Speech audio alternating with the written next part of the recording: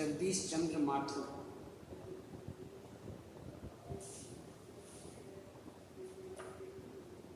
इसमें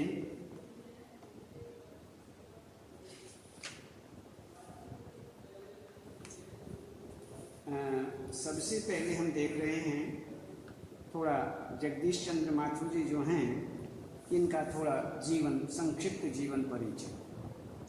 अब देखिए,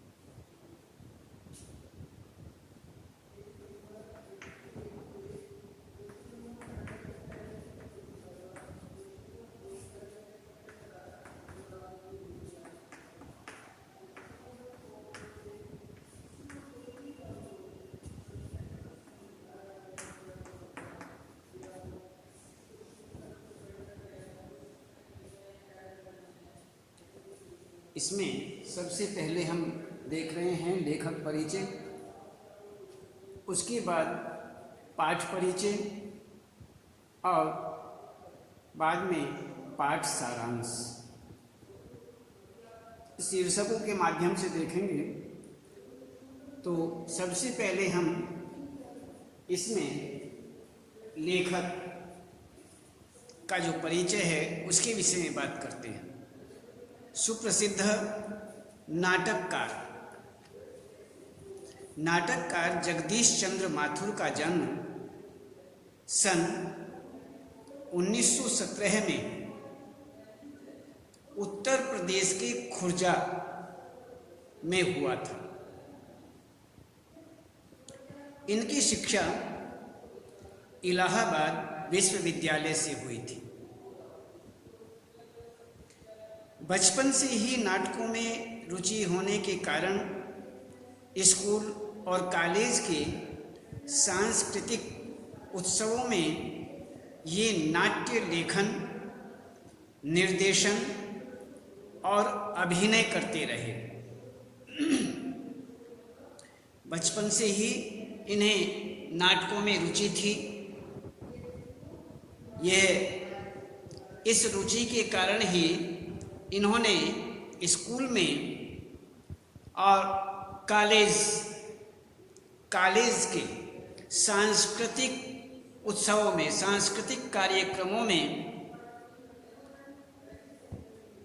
नाट्य लेखन, निर्देशन और अभिनय ये हमेशा करते रहे।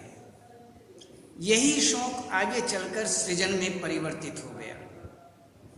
जो इनका ये शौक था यही आगे कार्यशैली में आ गया और इस प्रकार से इनके नाटकों में विविधता आ गई।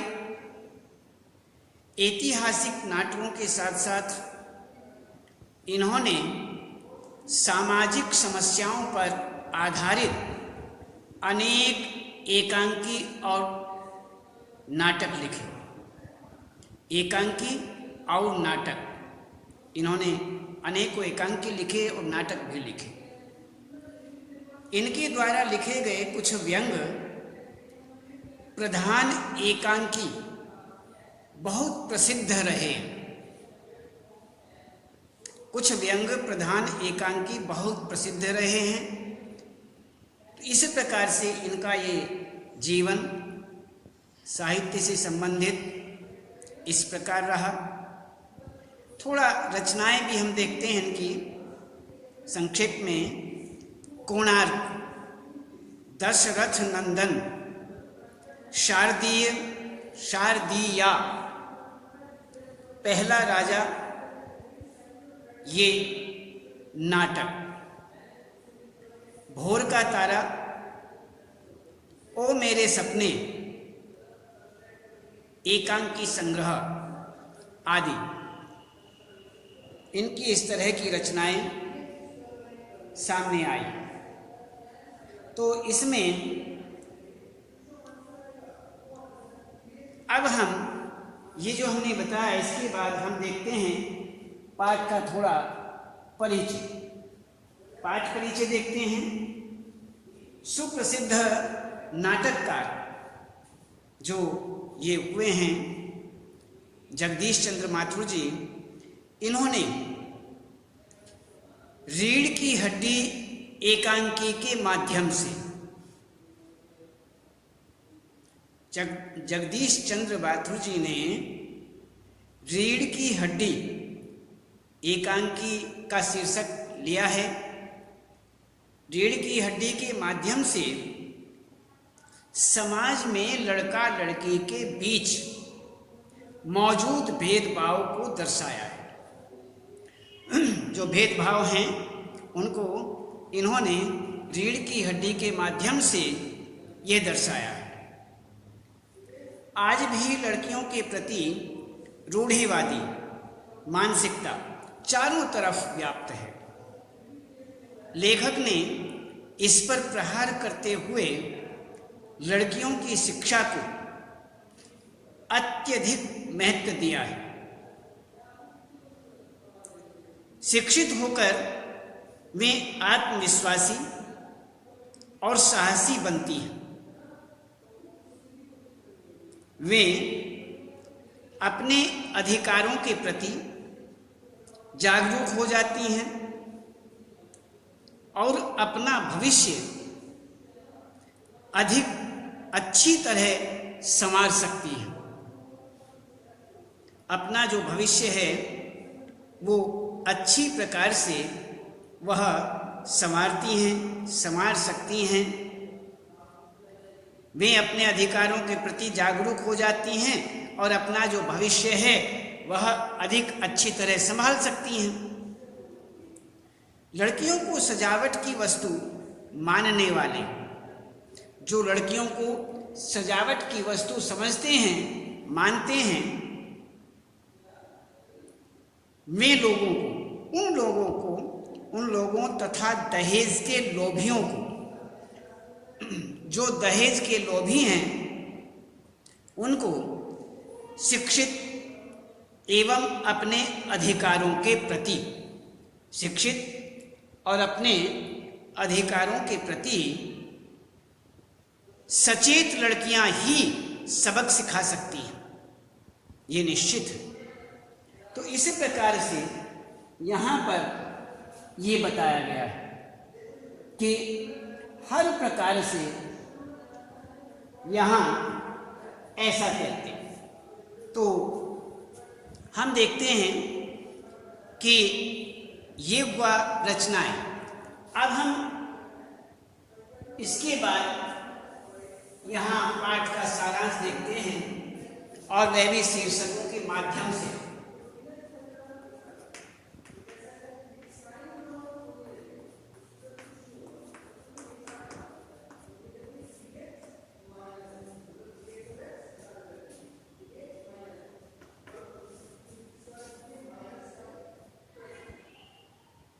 रामस्वरूप द्वारा मेहमान के स्वागत की तैयारी।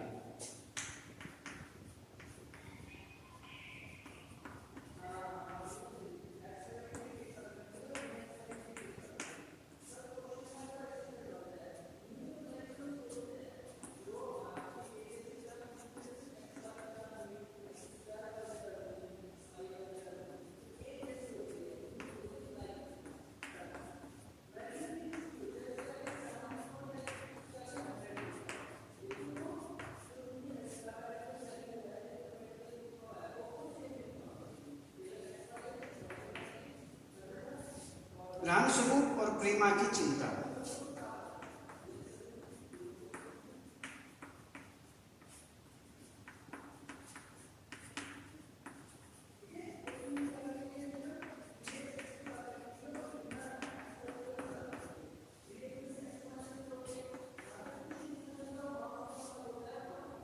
गोपाल प्रसाद का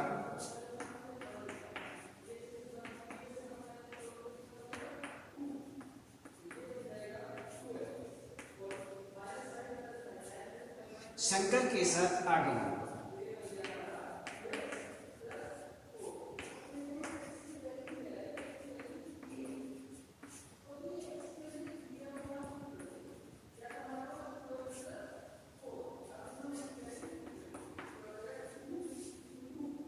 लड़कियों की पढ़ाई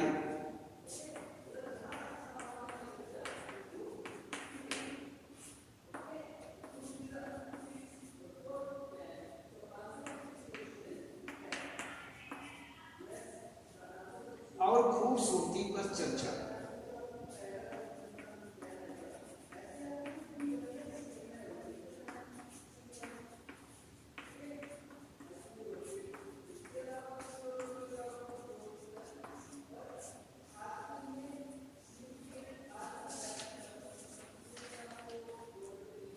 उमा का प्रवेश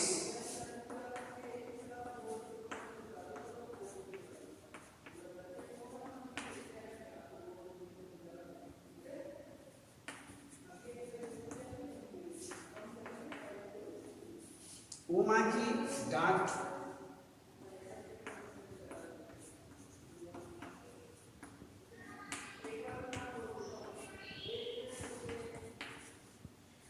स्वाभिमान को चुनौती।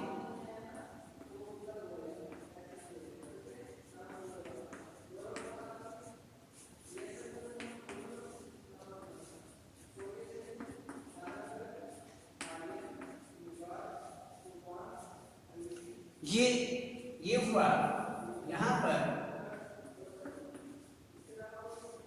इसमें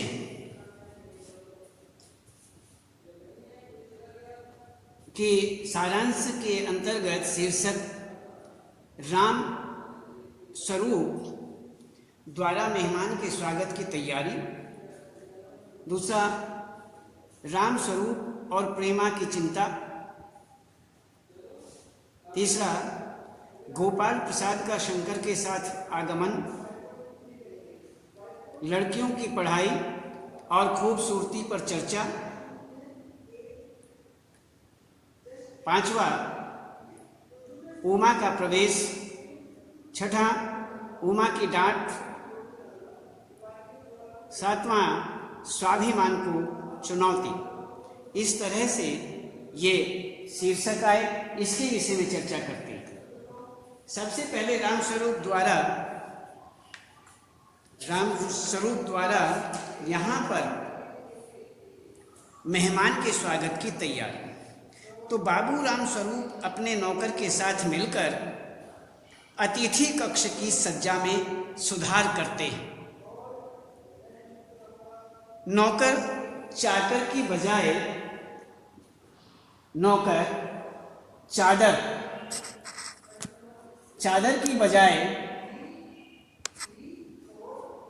चादर की बजाय यहाँ पर